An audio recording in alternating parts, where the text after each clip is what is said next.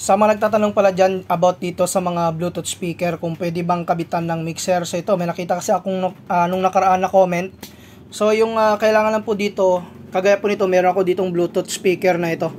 So kailangan yung Bluetooth speaker po niyo merong AUX kagaya po niyan. So yung pwedeng isaksak yung ganitong klaseng jack, yung 3.5mm.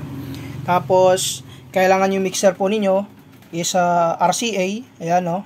May gamit ako dito wire. Pero kung PL, kailangan po niyo gumamit po dito ng ng adapter. So kung mga XLR naman, kailangan niyo rin po ng XLR going to 3.5mm. Sa akin kasi naka-RCA po 'yan. So kinonect ko 'yan dito sa main out, no? So ulitin ko, kailangan yung Bluetooth speaker po ninyo meron siyang 3.5mm na jack po dito, no? Nasaksakan yung AUX. So saksak lang natin. And then yan, connected na po yan yung ating mixer. Bali dito sa cellphone ko, ito yung aking player. Connected po yan sa Bluetooth ng aking mixer. Tapos yung Bluetooth na ito is naka-line. Kailangan may set up po siya sa line din, no? Set lang po ninyo. And then play tayo dito ng music. Kagaya po nito. Yan. Connected po yan, no?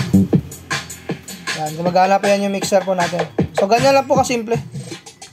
Yan. DJ Casey Remix. Yan.